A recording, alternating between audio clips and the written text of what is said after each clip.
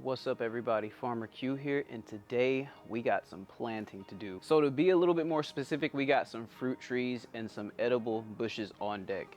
It's our first fruit trees, it's our first edible bushes, so really excited to get them planted. But first things first, we have to make sure that we're doing our due diligence when we're mixing our soils. So today we got some products behind us, we got some pots, we got some mix, and we even have a tarp, and we're gonna mix up some soil, we're gonna plant some fruit trees today.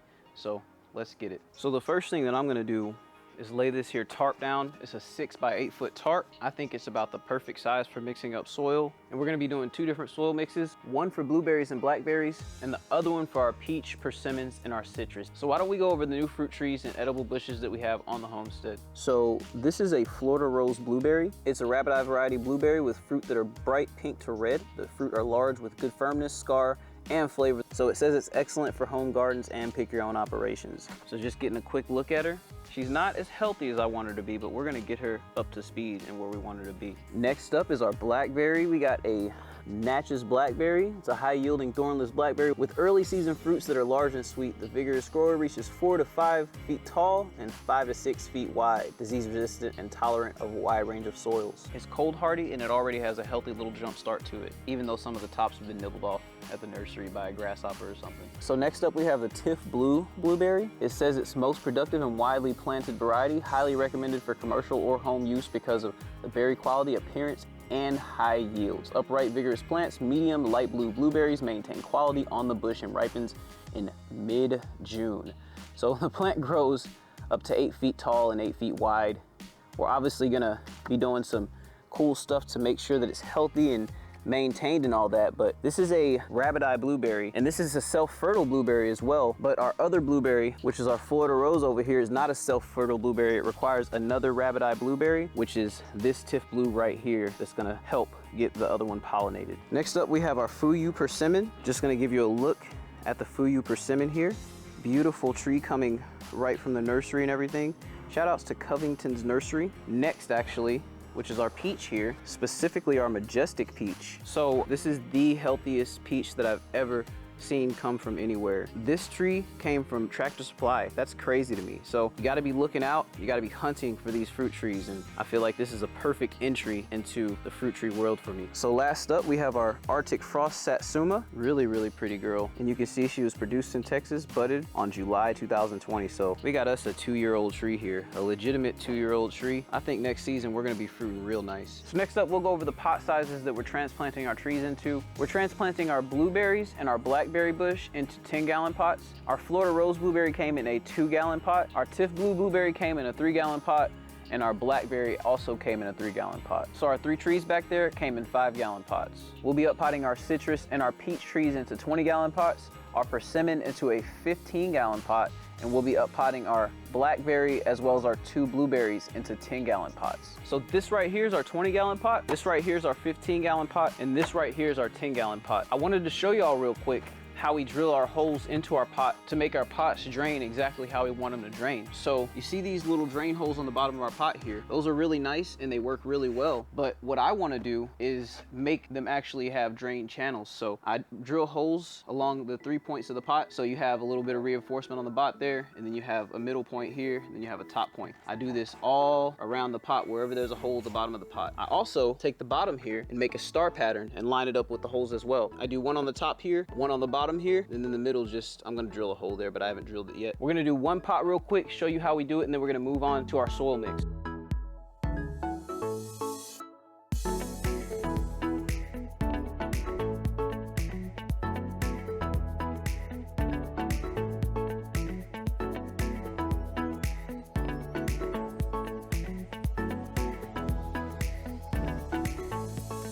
So once again, here's how we look after the process. On the bottom, we got our star pattern here. And then inside, you see we got a bunch of holes on the inside you can see as well. One thing you wanna make sure of, there's these little crusties here along the side. You just wanna like scrape them off, kind of just break them off or whatever, knock them off. But you don't wanna leave these little plastic pieces inside of your pot or anything like that. So we got our pots exactly how we want them, our 10 gallons, our 15 gallons, as well as our 20 gallons here. Holes all along the sides, but on our 20 gallons here, we put 4 holes on the side as opposed to our 3 holes here because we got a little bit more height and we wanna make sure that we're accounting for it. So let's talk about our potting mix. So since these fruit trees and bushes are gonna be in their pots anywhere from 1 to 2 years all the way up into their life, the citrus is actually gonna stay in its pot for the duration of its life. We're gonna make sure that we have a nice porous mix that is not gonna be really similar to the ground in any type of way. But we are going to accommodate for some of the specific needs for our acid-loving plants, such as our blackberries and our 2 blueberries. Our trees, which are our satsuma, our peach, as well as our persimmon, they like pHs anywhere from 6.0 all the way up into about 6.8. They can tolerate even being slightly alkaline as well, because we have our clay soils out here in Texas and we get tree harvest out here in Texas just well, but the trees do specifically prefer a more acidic environment within the root zone. So for the 2 blueberries and our blackberry, we're gonna go with a 3-part mixture that consists of our pro mix, our compost from the garden, as well as a pine bark mix. We're gonna do those in 3 equal parts, and then we're gonna add what's called a soil acidifier to that mixture to kind of bring that pH down to a level that's gonna suit those blackberries and those blueberries like we really want them to be. For our persimmons, our satsumas, and our peach, we're gonna go with a half and half mixture between our pro mix as well as the compost from the garden. We're not going to be adding any soil acidifier for those because these particular trees prefer, like I said, a pH anywhere from 6.0 to about 6.8. And the pro mix already has lime added to it to kind of bring that pH up to a normal standard for something like a fruit tree. Our compost, we've gotten it soil tested and it has a pH of somewhere around 7.1 to about 7.3. So I really do think that between those 2 components mixed together, as well as the amendments that we will be adding, it's going to have a great effect to be within that pH range that we're looking for. So here's our pro mix. It's some really awesome stuff. Our pro mix consists of peat moss, perlite, limestone and dolomite, wetting agent, as well as a mycorrhizae. As I said earlier, it has the dolomite added to it, so that's why we'll be adding the soil acidifier to our blueberry mix to compensate for that. Here's how the pro mix looks. It's nice and fluffy, really airy, doesn't compact very easily, and it's just really good stuff. It's gonna have really good drainage and aeration. Next up is our Jamisco pine bark mulch, and this is some great stuff. This is a great company. I've always had really good results with the products that I've gotten from them, and it just consists of pine bark mulch. So this is what we look like on the inside. It's kind of fine, but it also has bigger pieces in it, so it's gonna last for quite a while within our mix. That's what we want for some of these trees and bushes because they're gonna be staying in the same mix for quite a while. The last thing that I said is this garden compost here. So let's take a look at our garden compost we'll be adding. This garden compost is just full of life. I mean, it's so full of fungi, and these fruit trees, they're really gonna benefit from this mycorrhizae that's already kind of baked into our compost here. And you can just get a really close look at the compost. And man, it is some good stuff. Really healthy, rich, and smells amazing. So our first amendment we'll talk about is our soil acidifier. It's basically sulfur. I'm gonna show you on the back exactly what kind of sulfur it is, but we like to add 1 tablespoon for every 4 inches of diameter of the pot. And as I said, it has free sulfur and it has combined sulfur in it as well. And you can see here as well, it says 1 tablespoon for each 4 inches of pot diameter. This is gonna essentially ensure that our soil is acidic as we wanna have it for our blackberries and our blueberries. And you can probably imply from what I said, we're not gonna be adding this to our peach, persimmons, or our satsumas. This next ingredient is kind of what I consider a hack, because it literally is so multi-purpose, and I mean that in every sense of the way. Citrus tone typically has an NPK that's very similar to this, and citrus tone can be used for a bunch of different plants, but I like this product because let me show you something. So check out the ingredients. We have alfalfa, fish meal, kelp meal, soy meal, wheat middlings, pork and bone meal, yucca, potassium sulfate, sulfate of potash, magnesia, humates, molasses, and cornmeal. And I've been using this product for quite a while now, and it is my go-to. I bank on this stuff. This stuff is amazing, and you can't go wrong with it. Last up is our carbonized PN. You've seen this on my other video that you can see up above. This stuff is just amazing. Not only is it amazing, but because it's derived from pine wood scraps and swine manure and the biochars in it, the microbials that's in it is gonna react very well with the pine bark mulch and really get that biological activity popping. So as I said before, this is a 3-part mixture, and I'm gonna show y'all how I get these parts mixed together and show you how I get my amendments mixed all into it. So right here I have a 1-gallon pot, and this is the perfect ratio for adding our base amendments to our soil mix and keeping them equal with each other. And I'll show you exactly what I mean by that, especially because we're not going exactly 30 gallons into these pots. We're gonna go a little bit less. Our Florida Rose blueberry is inside of a 2-gallon pot. Our blackberry and our Tiff blue blueberry are inside of 3-gallon pots. So that together equals 8 gallons. I'm gonna mix up about 21 gallons of soil. So we're gonna go 7 of these 1-gallon pots into each of our basic ingredients, and we're gonna have our 1/3 mixture exactly down the middle like we want it. So let's do it.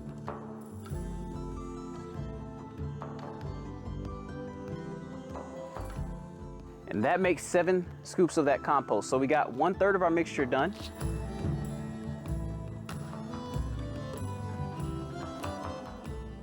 So we got 7 scoops of our Pro Mix.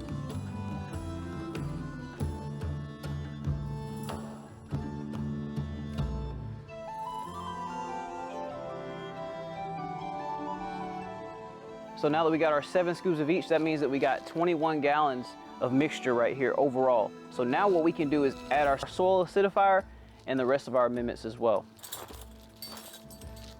So we got 2 different methods of measurements today. One, we have these fancy dancy little stainless steel measuring spoons. And then 2, we have our shot glass here. For our soil acidifier, it says 1 tablespoon per 4 inches of soil diameter. So that means that we're gonna go 3 tablespoons for each pot. So we'll go 9 tablespoons overall. And then for our soil acidifier, we're gonna go 9 tablespoons because like I said earlier, 1 tablespoon per 4 inches of soil diameter. These 10-gallon pots are about 12 to 14 inches in diameter. So we're gonna go with 3 tablespoons per pot. Get our shot glass out, and we got 21 total of these. And for this, what I like to do, per 1 gallon of mixture, I like to add 1 shot glass of amendment. I said 9 tablespoons before, but I thought about it. We really don't need soil acidifier for our pine bark mulch, so we're gonna go ahead and just add 6 tablespoons of it for it, because we don't need to add it for that part of the mixture.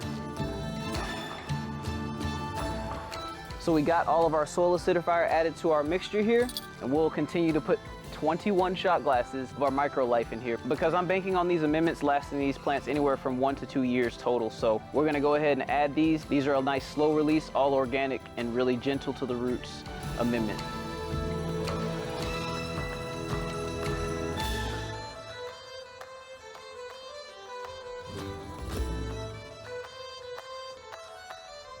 And 21. So we're done adding our micro life. Our last amendment to add is our carbonize here.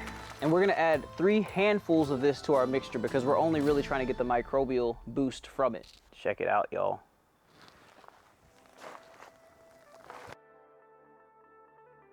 So we have all of our amendments added to our mixture now. All we need to do at this point is mix it all up together. I like to just kind of hand mix it a little bit, and then I'll come in with the shovel and I'll get it all mixed up together. This particular soil mix, because of the pine bark that was inside of it, it didn't want to really mix exactly how I wanted it to at first, which required a little bit of extra effort on my part. But luckily, the pile that we were working with in this particular occasion was not a huge pile of soil, so mixing it up in general wasn't that bad this time.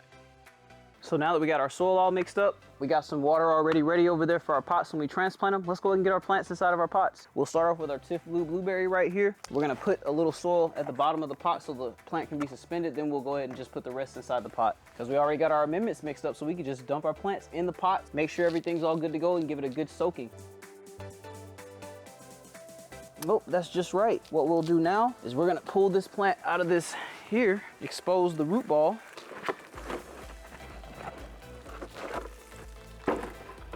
All right, we got our root ball exposed here. We'll go ahead and just we'll fluff up the roots a little bit like here and on the sides just a little bit because I don't really need to do that for this pot. The roots are already nice and fibrous. It's not root bound inside the pot, so we're gonna go ahead and drop it right in. So take a look at how we look inside the pot, y'all. You can see that we gotta fill the soil up the rest of the way, but we're right where we wanna be with the pot. So now we just fill the pot up, give her a little water, and then call her good.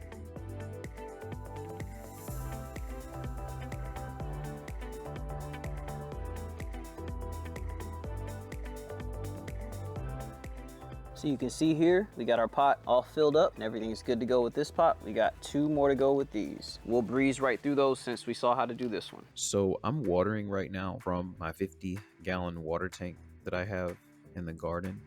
I have a 100-foot hose reel attached to it. So I have plenty of water to soak my pots thoroughly upon the first watering. It's highly important that with any plant that you plant, whether it be a vegetable, a bush, a tree, anything, that you thoroughly water it the first time that you water it to the point that it's dripping out of the bottom of the pot. Don't make it be a waterfall out the bottom, but you want to definitely make sure that it's dripping because you want to get every piece of that pot wet so the roots can have great contact with the soil. So we got the first blueberry plant together. We got 1 more blueberry, 1 blackberry, but our soil's not looking like it's gonna hold up, so we may have to mix up a little bit more soil, but that's okay. Next up is our Natchez Blackberry. Such a beautiful plant, look at her.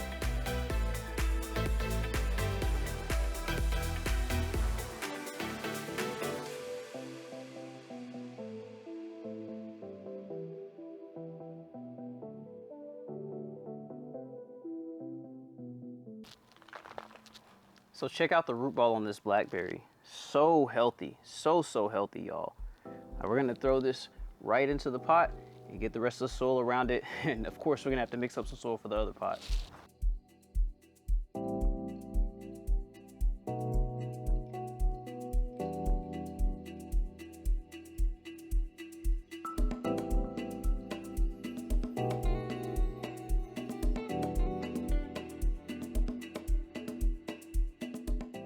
So that's one blueberry and one blackberry down.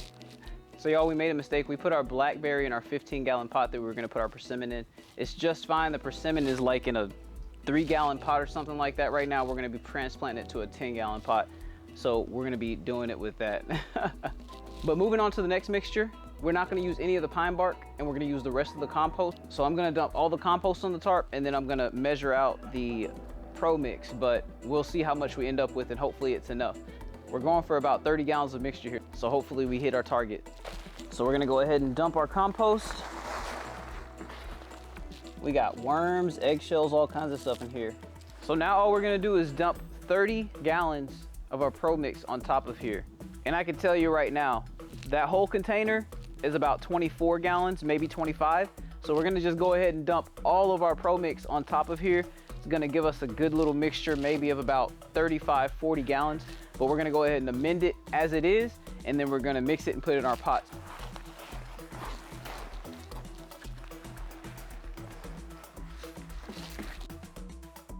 This mixture was simpler and straight to the point as opposed to the other mixture. It's not like the other mixture was complicated or anything like that, but whenever you're dealing with more parts of a soil mixture, it makes it all the more complicated to keep it balanced as you mix it. But this mix here was straight to the point, as I said, because it had a half and half mixture, and then the amendments were also lesser and straight to the point as well. So we're gonna go ahead and add our amendments to this. We're gonna literally add the rest of our Miramichi green to it, and we're gonna add about 25 to 30 shot glasses of our Micro Life. Y'all, this is ridiculous as far as the amounts of amendments that I'm adding to the pile of the mix. It makes you think for a second that you're adding too much, and then you think for a second about it and you're like, no, this isn't too much, because not only are these amendments slow release, but you're talking about really adding the base amendments for these plants for the next 2 years of their life.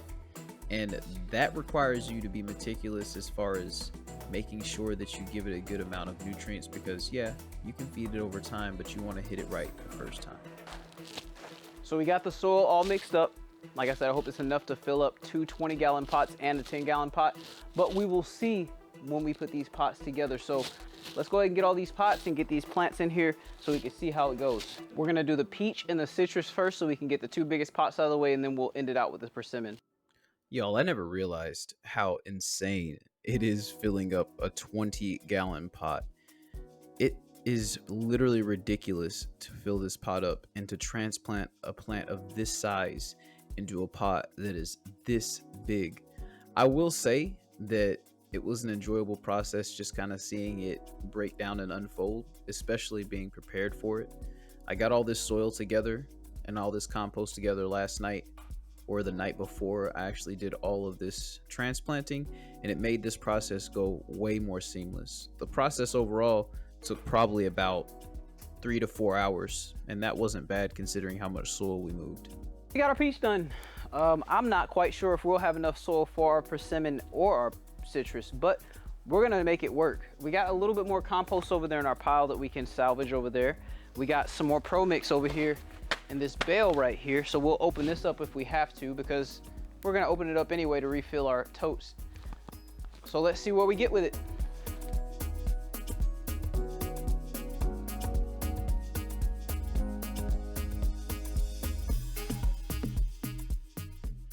So this citrus happened to be the last pot. It wasn't really super hard to get it all put together like I thought it was going to be, because we had just enough compost in the pile in the corner over there.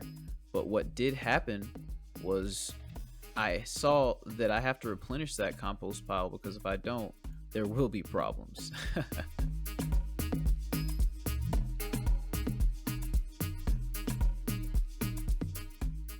So 4 hours later, we're all done. We got our persimmon in the 10 gallon.